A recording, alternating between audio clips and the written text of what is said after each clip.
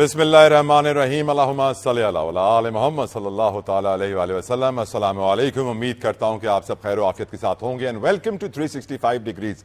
ख़वातीन व हज़रात, इस बात में कोई शक व शुबा नहीं होना चाहिए कि हमारे चीफ जस्टिस ने इस कौम को डैम के नाम पर डैम फूल बनाया, बेवकूफ बनाया। अरबों रुपए कौम से चंदा लिए गए लेकिन डैम ना बन के दिया। वो अरबों रुपए बैंकों में रख के बढ़ते तो गए हैं लेकिन जिस चीज की इस कौम और मुल्क को जरूरत थी डैम की, वो ना बन के दिया। आज ये कौम साकिब निसार से सवाल करती है कि क्या वजह है कि अब तक डैम नहीं बना, क्या वजह है आपने जो वादे किए थे वो पूरे नहीं किए, क्या वजह है कि आपने कौम से जो पैसे लिए थे वो आपने बैंक में रख के सूद तो जरूर कमाया लेकिन जिस मकसद के लिए इस कौम ने आपको पैसे दिए थे वो मकसद तो पूरा हुआ ही नहीं। तो आप इस कौम को बेवकूफ ना समझे और ना ही बेवकूफ बनाने की कोशिश करें। मजीद ये कौम और बेवकूफ नहीं बन सकती है। मेरे ख्याल से आज जो अदालत में हुआ, सुप्रीम कोर्ट में पूछा गया कि इन पैसों का क्या किया जाए, किसके हवाले किया जाए, समाअत तो मुलतवी हो गई है लेकिन एक बात कौम में बड़ी मायूसी पाई जाती है जिस बात के ऊपर, वो ये है कि जो वादे कौम से किए जाते हैं वो वफा नहीं होते, चाहे वो वादा किसी चीफ जस्टिस का ही क्यों ना हो। और फिर इन जजों को कोई पूछने वाला भी नहीं है, कोई सजा देने वाला भी नहीं है, कोई खुद एहतसाबी का अमल भी यहां पे नहीं है कि कोई इनको पकड़े, सजा दे के आपने जो गलत फैसले दिए, गलत बयानी की, गलत वादे किए और लोगों को झूठ बोला, उसकी ये सजा बनती है। सैडली वो सिस्टम अभी तो नहीं है। तवक्को की जा रही है इस आईनी तरमीम में शायद इस सिस्टम को बना दिया जाए, शायद, क्योंकि मुसव्वदा तो सामने है नहीं। मुसव्वदे के लिए अदालतों में दरवाजा खटखटाया जा रहा है, अपील की जा रही है कि मुसव्वदा पेश किया जाए। लेकिन before I come to the आईनी तरमीम, मैं पहले कौम को एक बात के ऊपर मुबारकबाद भी देना चाहता हूं। मैं यहां मुबारकबाद देना चाहता हूं कौम को आईपीपी से जुड़ी खबर पे। मुबारकबाद यहां बनती है गौहर एजाज साहब को जिनकी मेहनत और आवाज की वजह से हुकूमत ने होश के नाखून लिए। मुबारकबाद बनती है जमात इस्लामी को जिसने धरना दिया था इन आईपीपी के खिलाफ और हुकूमत से मुतालबा किया था कि ये जो एग्रीमेंट्स आपने किए हैं, जो सोवराइन गारंटीज आपने दी हैं, इनको रिव्यू किया जाए और इनको रिविजिट करके दुरुस्त किया जाए। खबर यह है कि 5 आईपीपी से दस्तखत ले लिए गए हैं, उनके मुआहदे खत्म कर दिए गए हैं। 10 सालों में 300 अरब बचेंगे, 40 अरब का जो सूद है वो भी माफ किया गया है। आइंदा हफ्ते मजीद 18 आईपीपीस के कॉन्ट्रैक्ट्स को रिव्यू किया जाएगा। याद रहे ये वो आईपीपीस के कॉन्ट्रैक्ट्स हैं जो कि सेनेट की कायमा कमेटी के सामने भी नहीं रखे गए और कहा गया हमारी ब्यूरोक्रेसी की जानिब से कि ये वो कॉन्ट्रैक्ट्स हैं जो हम अपनी कायमा कमेटी को भी नहीं दिखा सकते हैं। कौम को दिखाना तो दूर की बात है। लेकिन एक बात तो है, बिजली ने सबको परेशान किया है और ये आईपीपीस की वजह से कैपेसिटी चार्जेस जो 2000 अरब रुपए से तजावुज कर गए थे सालाना, वो कुछ कम होंगे तो बिजली के बिल भी कम होंगे, तो आवाम पे बोझ कम पड़ेगा, आवाम को सुकून मिलेगा, बेहतरी आएगी। हम तो दुआ गो हैं, अल्लाह ताला करे ऐसा कि आईपीपी से हमें निजात मिल जाए और कोई भी आईपीपी इस मुल्क में ना बचे और सस्ती बिजली सबको मिले। खैर, अब वापस आते हैं आईनी तरमीम के ऊपर। आईनी तरमीम के ऊपर बिलावल भुट्टो जरदारी साहब की बड़ी इंपॉर्टेंट स्टेटमेंट है। उन्होंने वाज़ेह तौर पर कह दिया है कि हुकूमत चाहती है 25 तारीख तक आईनी तरमीम आ जाए। पीपल्स पार्टी चाहती है कि एक कंसेंसस क्रिएट करने के बाद, तमाम स्टेक होल्डर्स को ऑन बोर्ड लेने के बाद इत्तेफाक राय से यह आईनी तरमीम आए। और अवाम चाहते हैं कि आईनी तरमीम ऐसी हो जिससे पहले सिटी कोर्ट का हाल बेहतर हो, फिर सेशन कोर्ट का हाल, डिस्ट्रिक्ट कोर्ट का हाल बेहतर हो और फिर ऊपर वाली अदालतों का हाल बेहतर हो, क्योंकि नीचे वाली अदालतों में तो आवाम को बड़े धक्के खाने पड़ते हैं। बिलावल साहब ने क्या गुफ्तगू की है अपने इंटरव्यू में, बहुत इंपॉर्टेंट मैसेज दिया है। बिलावल साहब को लग ये रहा है कि मंसूर अली शाह साहब आने वाले चीफ जस्टिस मोअज़्ज़िज़ दीगर जज साहिबान को संभाल नहीं पाएंगे, अदालत को कंट्रोल नहीं कर पाएंगे, जिसकी वजह से आवाम मुतासर होगी, फैसला साजी मुतासर होगी और यकीनन निज़ाम अदल मुकम्मल तौर पर इसकी वजह से उनकी नज़र में मुतासर हो सकता है। लेकिन again a very huge statement. अब देखना यह है कि आईनी तरमीम जिसका मुसव्वदा किसी के पास भी नहीं है, अदालतों में बहुत सारे लोग गए हुए हैं कि मुसव्वदा को दिखा दीजिए, ये मुसव्वदा क्या मंजर आम पर आएगा, आवाम के लिए पब्लिक किया जाएगा, आज के शो में डिस्कस करेंगे। एमटी कैट के जो नताइज थे, जो उसकी जो मेरिट लिस्ट थी, उसको आज सिंध हाई कोर्ट ने रोक दिया है जारी करने से और दाखिला लेने से भी दूसरे इदारों को मना कर दिया है। उसके ऊपर भी आज के प्रोग्राम में बात होगी। तालीम के शोबे पर तफसीलन गुफ्तगू होगी। ख्वाजा इजहार साहब मुझे ज्वाइन करेंगे और भी मौजूद मेहमान मेरे साथ होंगे मौजूद। लेकिन ब्रेक का कहा जा रहा है, ब्रेक लीजिए।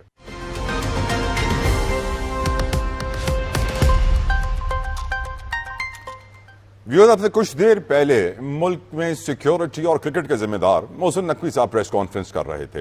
वफाकी वजीर दाखिला ने बताया कि ऐसा हो नहीं सकता कि कोई मुल्क के इदारों को सालों साल गालियां देता रहे और वो इदारे कुछ भी ना करें, खामोश तमाशाई बने बैठे रहें।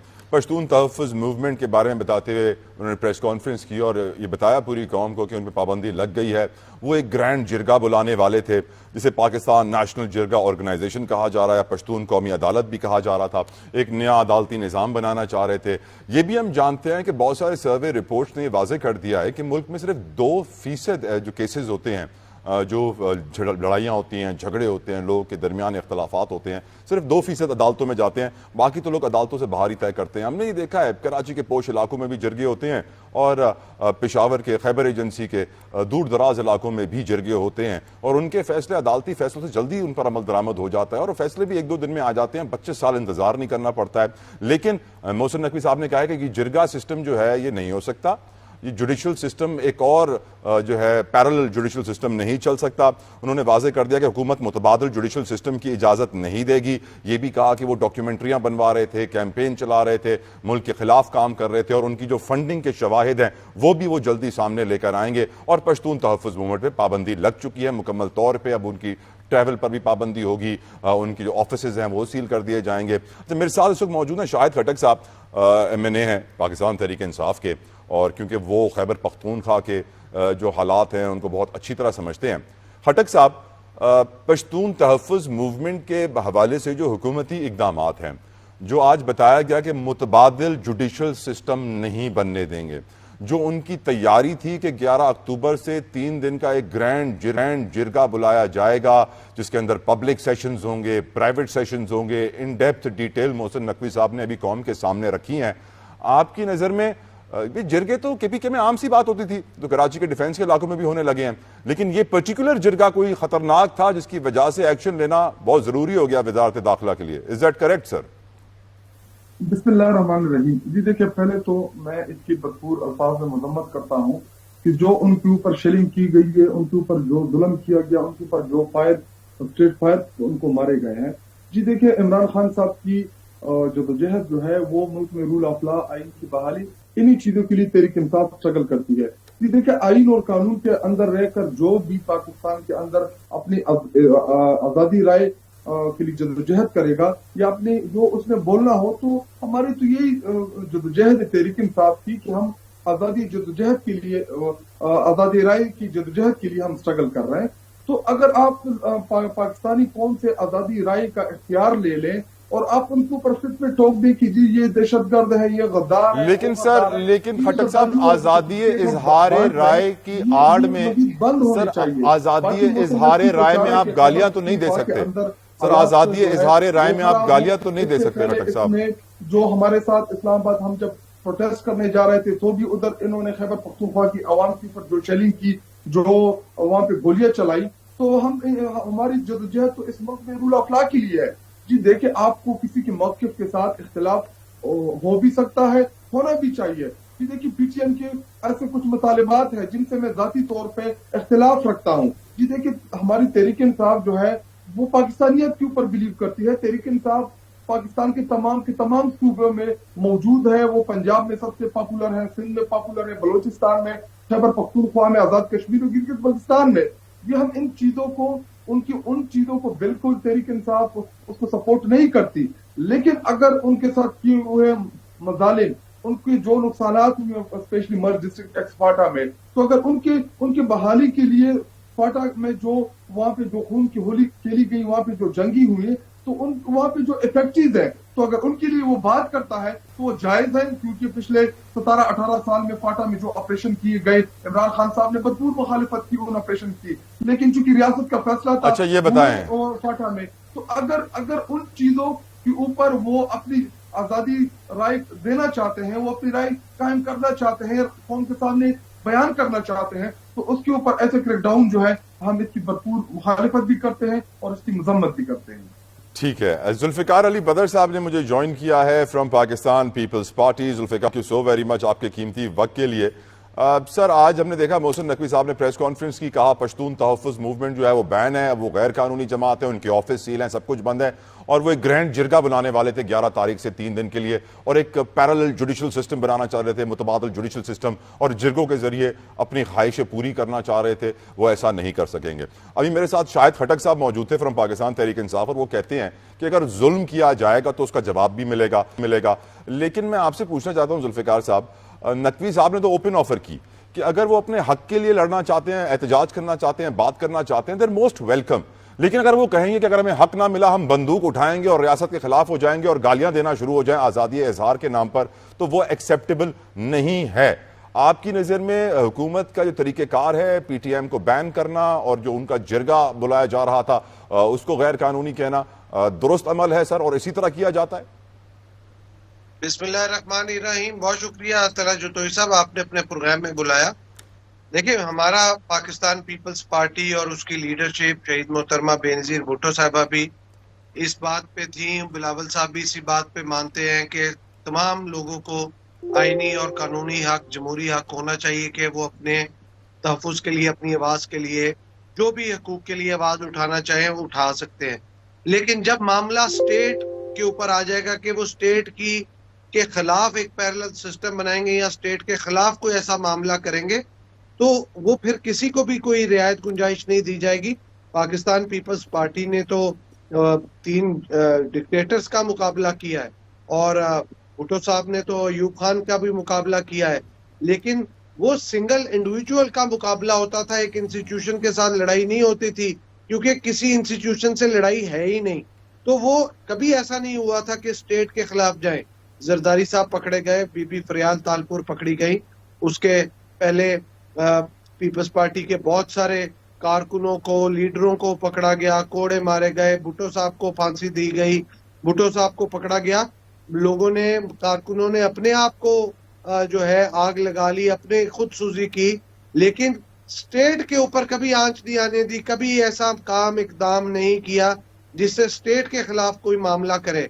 तो अगर ये जो बात हुकूमती मौकफ है या मामला है, मैं समझता हूँ इस हद तक तो बिल्कुल ठीक है कि स्टेट के खिलाफ कोई बंदूक उठाएगा तो उसको जो है आपको एग्जाम्पल सेट करनी चाहिए। और दूसरा, अगर वो कोई वैसे हकूक के लिए आवाज उठाना चाहते हैं तो उनको जमहूरी और कानूनी हक होना चाहिए कि वो उठाएं, फिर उनको रोकना नहीं चाहिए। बिल्कुल, मैं इससे सहमत हूँ।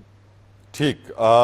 खटक साहब, मंसूर अली शाह साहब the next honourable chief justice of Pakistan supreme court के, उनके ऊपर बिलावल भुट्टो जरदारी साहब ने अदम एतमाद का इजहार कर दिया है। उनको लगता है कि मंसूर अली शाह साहब चीफ जस्टिस बनकर ऑनरेबल जजेस को मैनेज नहीं कर पाएंगे, संभाल नहीं पाएंगे, सिस्टम को कैरी फॉरवर्ड नहीं कर पाएंगे। क्या आपको लगता है खटक साहब कि क्योंकि मंसूर अली शाह साहब का बड़ा कलीदी किरदार है पीटीआई के हक में जो फैसले आए हैं उनके अंदर, इसीलिए इस वक्त हुकूमत और पीपल्स पार्टी मंसूर अली शाह साहब के ऊपर अदम एतमाद का इजहार कर रही है और उनके आने से पहले आईनी तरमीम की हांडी तैयार की जा रही है? सर जी देखिए, इनका अगर आप माजी देख ले, इनको वो जजेस सूट करते हैं जिस तरह जस्टिस कयूम हो गया या जिस तरह बाकी जजेस थे जो इनके मनपसंद फैसले करें। जी देखिए, काजी फाइज ईसा जो पिछले 2-2.5 साल से चीफ जस्टिस बना है सुप्रीम कोर्ट ऑफ पाकिस्तान का, आप उसके तमाम के तमाम फैसले उठा के देख ले, सब के सब कंट्रोवर्शियल है। जी देखिए, मंसूर अली खान जो है वो चीफ जस्टिस बनेगा, तो अभी तो वो चीफ जस्टिस नहीं बना, वो और उसको सुप्रीम कोर्ट का जज किसने बनाया है? क्या इससे पहले कोई भी ऐसा फैसला जो उसने दिया हो और वो कंट्रोवर्शियल हो तो उसके बारे में आप राय कायम कर सकते हैं? जी देखिए, फैसला तो है ना, मखसूस नशिस्तें पीटीआई को दे दी सर, कंट्रोवर्शियल हो गया। देखिए, उस पे मैं आता हूँ, पहले मुझे इस पे कमेंट करने दें। जी देखिए, तहरीक इंसाफ जो है, इमरान खान साहब जो है वो आजाद जुडिशरी के लिए उनकी जदोजहद रही है, और हम चाहते हैं कि मुल्क के अंदर रूल ऑफ लॉ हो, और रूल ऑफ लॉ के कयाम जो है उसमें सबसे इम्पोर्टेंट जो रोल है वो सुप्रीम कोर्ट ऑफ पाकिस्तान का है। और रही बात मखसूस नशिस्तों के हवाले से, जी देखिए, इस से पहले कादी फाइज ईसा ने जितने कंट्रोवर्शियल फैसले किए, जिसमें तहरीक इंसाफ से एन उस दिन निशान लिया गया जिस दिन हमें बल्ले का निशान अलॉट होना था। अगर हम बल्ले के निशान के ऊपर इलेक्शन लड़ते, जो कि हमारे पार्टी का सिंबल है, और वो हमें इलेक्शन कमीशन ऑफ पाकिस्तान ने अलॉट किया था, तो आज ये पूरा जो इस टाइम क्राइसिस बना हुआ है, जो एनआरसी फैली हुई है, ये ना होती। लेकिन खटक साहब आपने सर ये नोट किया कि आपकी पार्टी सिटिंग चीफ जस्टिस के ऊपर काफी वक्त से अदम एतमाद का इजहार कर रही है, पर इतना फर्क नहीं पड़ रहा था। बिलावल साहब ने आने वाले चीफ जस्टिस के ऊपर अदम एतमाद का इजहार किया है तो सब हिल से गए हैं सर।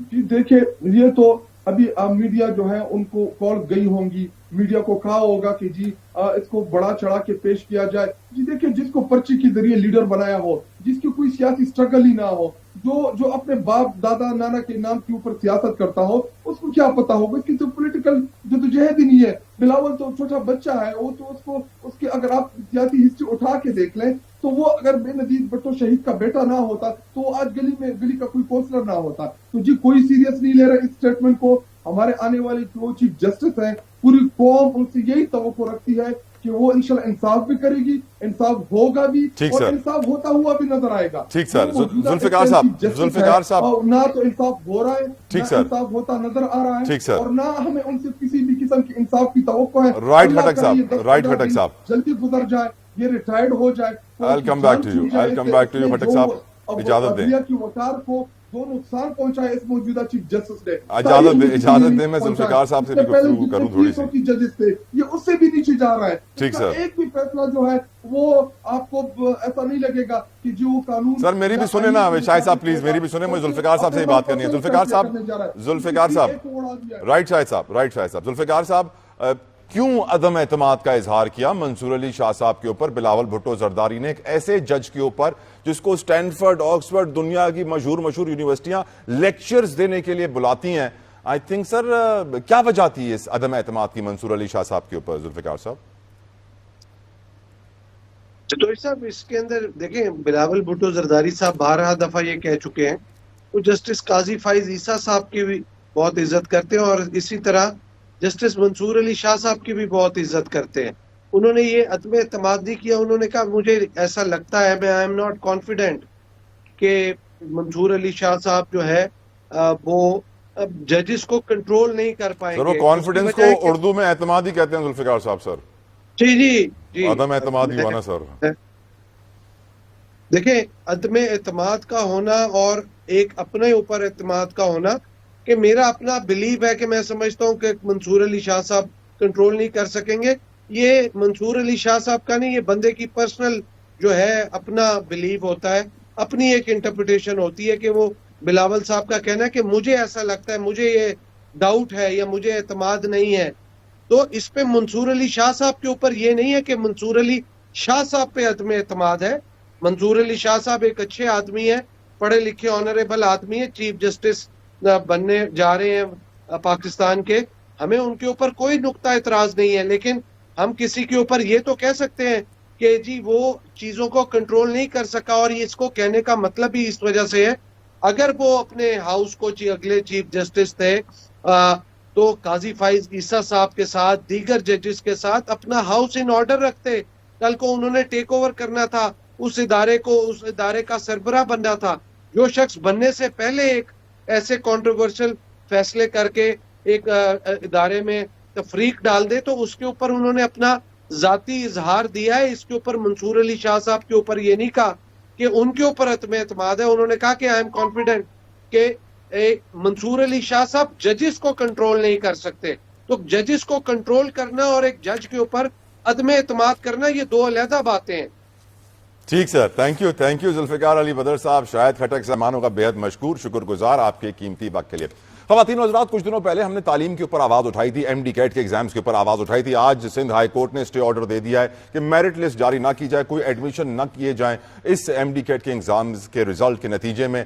और फिर जो एक वाइस चांसलर साहब अदालत में पेश है, वो कहते हैं सर पिछले साल भी एग्जाम्स हुए थे, उस वक्त भी कमेटी बनाई थी, आप भी कमेटी बना रहे हैं, पिछली कमेटी ने अभी तक कुछ नहीं किया, आपकी कमेटी अल्लाह करे कुछ कर ले। ख्वाजा इज़हारुल हसन साहब मेरे साथ होंगे इस ब्रेक के बाद, क्योंकि वो भी अदालत के बाहर आज खूब बोले, खूब बरसे। तफसीलन तालीम के ऊपर बात होगी, MD कैट के रिजल्ट के ऊपर बात होगी और चीटिंग के निजाम के ऊपर बात होगी ब्रेक के बाद।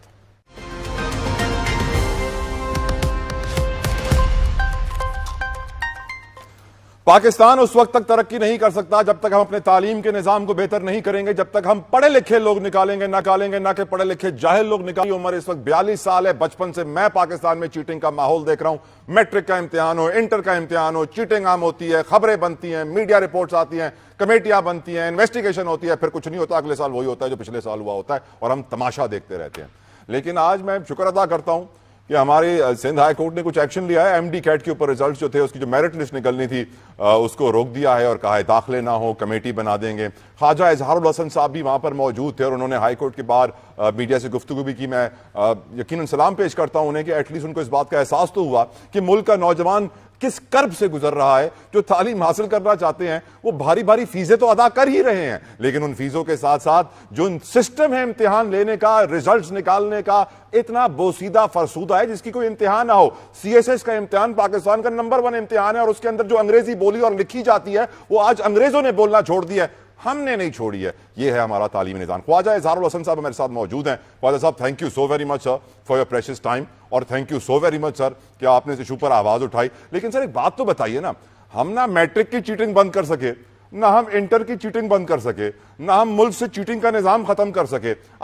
आज एमटी कैट की चीटिंग के ऊपर परेशान क्यों हो रहे हैं सर? वो तो चांसलर साहब भी कहते हैं ना कि पिछले साल भी कमेटियां बनी थी, कुछ नहीं हुआ, इस साल भी कमेटियां बनी है, कुछ नहीं होगा। क्यों आवाज उठा रहे हैं आज ख्वाजा इजहारुल हसन साहब? मैं पहले तो बहुत बहुत शुक्रिया कि आपने एजुकेशन को, आपके चैनल ने, आपकी टीम ने इतनी इंपॉर्टेंस दी है। जबकि पाकिस्तान में इतने सारे नॉन इश्यूज हैं, लेकिन आपने एक ऐसा सब्जेक्ट सेलेक्ट किया है जो कि मुल्क और कौम के नौजवानों के मुस्तकबिल से वाबस्ता है। अदालत ने यकीन, आपकी जो आवाज़ होगी वो इस पिटिशन के हमरा एक अवामी पिटिशन का किरदार भी अदा करेगी। ये बात दुरुस्त है कि सिंध में ख़ास तौर पर गुज़िश्ता 10 साल से मैट्रिक का पर्चा लीक है, इंटर का पर्चा लीक है और उसके बाद मुसलसल हर क्यूरिकुलम में, चाहे साइंस हो, आर्ट्स हो, कॉमर्स हो, फिर उसके बाद ये जुल्म ये अलग है कि नंबर बढ़ाए जा रहे हैं। जिसके 50 नंबर थे वो अचानक 80% पे आ जाता है। जो खास तौर पर जो अदालतों ने एक ऑर्डर किया है कि प्रोफेशनल डिग्रीज के लिए थर्ड पार्टी टेस्ट होना चाहिए। एमडी कैट में सबसे बड़ी वायलेशन ये है कि ये यूनिवर्सिटीज खुद ही टेस्ट ले रही हैं। सिंध काबीना का भी ये फैसला है, अदालत का भी फैसला है, जिसको मैंने भी आज हाईलाइट किया कि ये लोग अगर खुद टेस्ट लेंगे तो ये तो अपनी मोनोपोली के बादशाह होंगे। आज डाउ यूनिवर्सिटी के वाइस चांसलर कहते हैं कि हमने तो पेपर पीएमडीसी को भी नहीं दिखाया, वो तो टीसीएस की गाड़ी में सील आता है, 2 बच्चे उसे खोलते हैं, तो भाई फिर लीक कैसे हुआ? वो भी जिम्मेदारी तुम्हारी है। अदालत ने पूछा कि भाई जब लीक हुआ और प्रीमिसेस आपकी, कंट्रोल आपका, पेपर आपका, स्टाफ आपका, तो फिर लीक आपने किया ना। और फिर जुल्म देखें, लीक होने के बाद 200 में से 199 नंबर हजारों लोगों ने ले लिए। यानी मेरिट कहां चला गया कि लास्ट टाइम वो 160 170 पे रुका, अब 199 वाले हैं। यानी जिनको पेपर मिल गया वो ने 199 लिए, जो पढ़कर आया उसने 160 170 लिए। और आपके पास 20,000 सीटें हैं, तो 20,000 सीटों का मतलब है उनका तो नंबर ही कभी नहीं आएगा। फिर दूसरी बात आपने बड़ी हाईलाइट की, ये बेलगाम मेडिकल यूनिवर्सिटियां 12-12 लाख 15-15 लाख रुपए सालाना लेती हैं और सालाना लेकर बच्चों को 60-70 लाख रुपए देकर ये पढ़ाते हैं। कोई डिस्काउंट नहीं देते, कोई स्कॉलरशिप नहीं देते। और जो बच्चे यहाँ 3rd ईयर में काम करते हैं 48 घंटे बच्चियां फ्री में बेगार लिया जाता है उनसे। फिर 2 साल की हाउस जॉब वो अलग करेंगे, वो जबरी बेगार अलग होगा। यानी पहले आप किसी मेडिकल कॉलेज में गए, 3 साल आप पढ़े, अब 2 साल उन्होंने आपसे बेगार लेना है कि आप अपने डॉक्टरों को असिस्ट करें बगैर किसी पैसे आप दे रहे हो, पैसे आपका बच्चा दे रहा है, लेकिन 48 घंटे वो ट्रेनिंग के नाम पर उस हॉस्पिटल में वो करेगा, वहां पे मुशक्कत करेगा, जबरी कर मुशक्कत करेगा। फिर 2 साल के बाद 7 साल बाद वो डॉक्टर बनेगा, इसमें कोई शक नहीं। पाकिस्तान के डॉक्टर्स की क्रेडिबिलिटी बहुत है, लेकिन 70 लाख 80 लाख रुपए लेके जब वो डॉक्टर मार्केट में आएगा तो आप उससे उम्मीद कर सकते हैं कि वो फलाही डॉक्टर होगा। आप उससे उम्मीद कर सकते हैं कि वो महंगा तरीन डॉक्टर नहीं होगा जो इतनी तकलीफों से आया और कह रहा हो कि भाई इतने पैसे तो मैंने खर्च किए। तो नकल की जहां तक बात है, आपने जो फरमाया, आज अदालत को मैंने तो कई रुख दिखाए। एक तो डाउ यूनिवर्सिटी अकेले ये कर ही नहीं सकती, कोई मेडिकल कॉलेज नहीं कर सकता। पाकिस्तान मेडिकल डेंटल कॉलेज जिसके एक्ट में लिखा है कि उसने ये पूरी निगरानी कर रही है, वो ऐसे हाथ बांध के खड़े थे, अदालत में झूठ बोल रहे थे। डाउ यूनिवर्सिटी के वाइस चांसलर झूठ बोल रहे थे, कहते पेपर लीक ही नहीं हुआ। पेपर लीक नहीं हुआ तो 199 वालों के जरा दोबारा टेस्ट कंडक्ट कर लेना, इनमें से शायद ही कोई एक पास होगा। तो ये पूरे पाकिस्तान में हुआ है। फिर एक और सबसे बड़ा मसला, वो जी सिलेबस चेंज है। अच्छा भाई, सिलेबस चेंज है तो ये जो पाकिस्तान मेडिकल डेंटल काउंसिल बनी है, इसमें चारों सूबों के वाइस चांसलर हैं, चारों सूबों के डीन्स हैं, चारों सूबों के सेक्रेटरी हेल्थ हैं। तो क्या ये एक क्यूरिकुलम नहीं बना सकते? ये एक क्यूरिकुलम बनाने के अहल नहीं है। लेकिन ख्वाजा साहब एक बात मैं आपसे पूछना चाहूंगा, ये OA लेवल्स का जब कैम्ब्रिज के इम्तिहान होते हैं पाकिस्तान में, उस वक्त पेपर लीक क्यों नहीं होता? उनके पास कौन सी गीदड़ सिंगी है कि वहां पेपर लीक नहीं होते सर? हाँ देखें जी, माशाल्लाह वो किसी ने कहा है कि तालीम और सेहत जब बराए फरोख्त हो जाए तो मुल्क की तबाही जो है ना वो यकीनी हो जाती है। 25 अरब रुपए O लेवल्स और A लेवल्स के मुल्क से बाहर जाते हैं, हम 25 अरब रुपए देते हैं हमारे बच्चे। तब 25 अरब रुपए देके वो पढ़ते हैं तो जाहिर है वो अपना स्टैंडर्ड मेंटेन रखते हैं। और जब वो बच्चे पढ़ते हैं तो वो बच्चे आपकी हर उस क्लास को बीट करते हैं जिसको आप मिडिल क्लास कहते हैं, जिसको आप कॉन्स्टिट्यूशन के तहत तालीम फ्री का नाम देते हैं, जो पाकिस्तान के आईन में हर शरीक का हक है। तो मैं समझता हूं कि जब इतनी महंगी तालीम, इतनी महंगी एजुकेशन, यानी कि आप अस्पताल सारे आपके फ्रेंचाइज बन गए, फॉरेन फ्रेंचाइज बन गए, वकालत के तमाम कॉलेजेस फॉरेन फ्रेंचाइज हैं, तालीम आपकी फॉरेन फ्रेंचाइज हो गई है, और हुक्मरान जब इलाज कराएंगे तो वो फॉरेन कंट्रीज में। सर एक मेरी रिक्वेस्ट है ख्वाजा साहब, अदलिया को क्या हम फॉरेन फ्रेंचाइज कुछ बना सकते हैं? क्योंकि मैं हैरान इस बात पे हूं ख्वाजा साहब कि आपको अदलिया पर उम्मीद है, यकीन है कि वो कुछ करेगी इसको बेहतर करने के लिए। क्योंकि आज जब आप तो थे अदालत में, लेकिन व्यूअर्स के लिए, आज जब हमारे एक एजुकेशनिस्ट जिना यूनिवर्सिटी से उनका ताल्लुक है वो पेश हुए, तो वो कहते हैं कि अमजद सिराज थे, वाइस चांसलर थे जिना सिंध मेडिकल यूनिवर्सिटी के। वो कहते हैं कि पिछले साल पेपर जिना यूनिवर्सिटी सिंध में हुआ था जो दोबारा लिया गया था, अभी तक उसका तयन नहीं हो सका है, पेपर लीक होने से मुताल्लिक कोई शिकायत नहीं मिली है। वो ये भी कहते हैं कि वो जो कमेटी बनी थी उसने भी कोई फैसला नहीं दिया। सर मैं हैरान हूं कि आपको उम्मीद है कि अदालत कोई एक्शन करेगी और इस चीटिंग को बंद करेगी, निजाम को बेहतर करेगी? मैं हैरान हूं। आज इस बेंच ने कम से कम बड़ा पेड़ लिया, मैं आपको बड़ी सही बात बताऊं, और हमारे से ज्यादा इंफॉर्मेशन अदालत के पास मौजूद थी। यानी chief secretary, secretary health, vice chancellor से ज्यादा इंफॉर्मेशन जजेस के पास मौजूद थी। ये सबसे खुशी की बात इसलिए है, उनके पास एक फिगर मौजूद था, जिला वाइज मौजूद था। उन्हें ये तक पता था कि किस इंस्टीट्यूट के कितने बच्चे जो है ना वो 199 नंबर ले चुके हैं। पंजाब का रिजल्ट था, KPK का रिजल्ट था।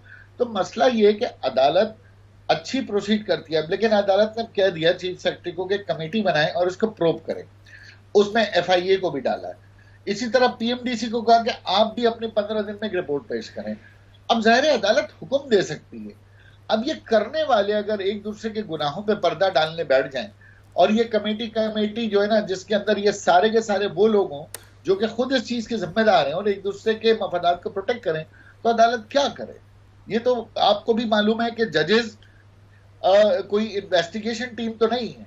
उन्होंने मेरी बात सुनी, कहने FIA को, मैंने कहा सर FIA डाल दें। उन्होंने कहा ठीक है जी, डायरेक्टर FIA डाल दो। अब अगर खुदा ना खास्ता डायरेक्टर FIA की मर्जी का लग जाता है और इस कमेटी के साथ वो भी रल मिल जाता है, तो फिर जजेस क्या करें? तो कुछ हमारे यहाँ प्रोसिक्यूशन और ब्यूरोक्रेसी का भी बहुत बड़ा फुकदान है, जो आप अपने ये जो आपकी आवाज है ना, ये इसको हाईलाइट कर सकती है, अदालती तौर पे भी, समाजी तौर पे भी और अवामी तौर पे। ख्वाजा साहब, आज हमारी हुकूमत आईनी तरमीम का राग अलाप रही है और पूरी हुकूमत की कोशिश यही है कि जुडिशल रिफॉर्म्स आ जाएं, लेकिन हकीकतन में एजुकेशनल रिफॉर्म्स की ज्यादा जरूरत है। सर ये जो इम्तिहान लेने का सिस्टम है, ये जो पेपर चेक करने का सिस्टम है कि वो 200-400 रुपए मिलते हैं एक टीचर को पेपर चेक करने के, और वो भी सिर्फ पहले 2-3 लाइनें पढ़ लेता है, पहला पेज पढ़ लेता है, आखिरी पेज पढ़ के नंबर दे देता है। ये सिस्टम कैसे सही होगा? इस सिस्टम में बेहतरी के लिए क्या करें? आउटसोर्स कर दें किसी गैर मुल्की फ्रेंचाइज को, किसी इंटरनेशनल को, कैम्ब्रिज को आउटसोर्स कर दें? क्योंकि एक बात तो सर ऑब्वियस है कि हमारा एजुकेशन सिस्टम फेल हो चुका है। अब आंखें कैसे खोलें सिस्टम की सर? देखिए, जब तक आप कॉन्सेप्चुअल एजुकेशन पे नहीं जाएंगे आप ऑब्जर्वेशन बेस एजुकेशन बनी जाएंगे जब तक आपका सिस्टम ऐसे है। आप कहेंगे जी चैप्टर नंबर 1 में 2 टॉपिक हैं, यही 2 टॉपिक पढ़ने हैं, और उस 2 टॉपिक की इलेबोरेशन आप बच्चे के पास नहीं है। यही वजह है कि आपका O लेवल और A लेवल का बच्चा कॉन्सेप्चुअल स्टडी करके आता है और वो आपके बच्चे से आगे चला जाता है। इसी तरह यूके में, यूएसए में। लेकिन हाँ, फेडरल गवर्नमेंट में इसकी कोशिश हो रही है। मैं उस मीटिंग का, मैं उस बोर्ड का मेंबर हूं जो फेडरल बोर्ड ऑफ एजुकेशन है। वहां पर हमने इसको एड्रेस करने की कोशिश की है कि ये जो कॉपी चेक करने वाला चक्कर है, ये बिल्कुल ठीक बात है। और मैं आपको गवाह बता रहा हूं, मैं खुद मौजूद था अपने जमाने में, क्योंकि जितने ब्राइट स्टूडेंट थे, टीचर अपने स्टूडेंट को कॉपीज दे देता था और कहता था यार चेक करके ले आना, तुम बता देना इसमें क्या है क्या नहीं है, जो मार्क्स कहोगे मैं दे दूंगा। और टीचर्स अपने स्टूडेंट से कॉपियां चेक करवाते थे मैट्रिक के अंदर, इंटर के अंदर। तो इस चीज को खत्म करने के लिए एक टेक्नोलॉजी का इस्तेमाल करना है। टेक्नोलॉजी का इस्तेमाल करने के लिए आपके पास जो टीचर्स पिछले 20-20, 25-25, 30-30 साल से प्रोफेसर मौजूद हैं, उनको पहले टेक्नोलॉजी में लेकर आना है। अब उनको टेक्नोलॉजी बढ़ाने के लिए तो इस मुल्क के अंदर मजीद 30 साल लगेंगे। तो नई इंडक्शन करने के साथ साथ आपकी टीचिंग क्यूरिकुलम, जिसको बीएड है या पीएचडी है या मास्टर्स है, उसमें ये आपको जो है ना इंटरनेट टेक्नोलॉजी जो है, खास तौर पर जो है इंटेलेक्चुअल जो artificial intelligence, AI, chat GPT, बहुत सारे टूल्स आ गए। ख्वाजा साहब, एक और आखिरी दरखास्त, ऐसा सिस्टम भी बनाए सर कि किसी जज ने अगर कोई गलत फैसला दे दिया हो तो 40 साल बाद उसकी डिग्री को जाली करार देने की कोशिश ना की जाए सर। बस ये थोड़ा सा अदालती निजाम में हमारे है कि आप एक मुकदमा 10 साल लड़ें और उसके बाद आप जीत जाएं, फिर वो सामने वाला अपील में चला जाए और आपका फैसला टर्न डाउन हो जाए। ये तो हमारे यहाँ जो 180 डिग्री जजमेंट्स हैं, इस्लामाबाद कोर्ट से चला जाए तो वो ब्लू आइड हो गया, कराची हाई कोर्ट आ जाए तो कुछ और हो जाए, फिर वो सुप्रीम कोर्ट चला जाए तो वहां कुछ और फैसला हो जाए। ये तो एक अलमिया है जो कि सुप्रीम जुडिशियल काउंसिल को सोचना है और यकीनन इस रिफॉर्म से भी आवाज उठानी बनती है हमारी। बहुत बहुत शुक्रिया ख्वाजा इजहारुल हसन साहब, and thank you so very much. आपका शुक्रिया अदा कर रहा हूं कि आप यह तालीम के लिए आवाज उठा रहे हैं। और मैं अपील करता हूं पाकिस्तान के हर सियासतदान से, हर ताकतवर शख्स से, खुदारा खुदारा खुदारा तालीम को अहमियत दें। इस जेवर से अगर हमने नौजवानों को आरास्ता नहीं किया, हमारी कौम अंधेरों में डूब जाएगी, कोई मुस्तकबिल नहीं होगा पाकिस्तान का। अगर एक बच्चा मैट्रिक चीटिंग से पास करता है, इंटर चीटिंग से पास करता है, बैचलर के अंदर पर्ची लगवाता है, CSS के अंदर पर्ची लगवाता है, तो वो अपने मुल्क को, कौम की खिदमत नहीं करेगा। पूरी जिंदगी के लिए वो चीटर है, चीटिंग करता रहेगा। यही है वजह कि आज पाकिस्तान इस मोड़ पर आन पहुंचा है। मुझे इजाजत दीजिए, कल आपसे मुलाकात होगी। अंटिल देन, अल्लाह हाफिज।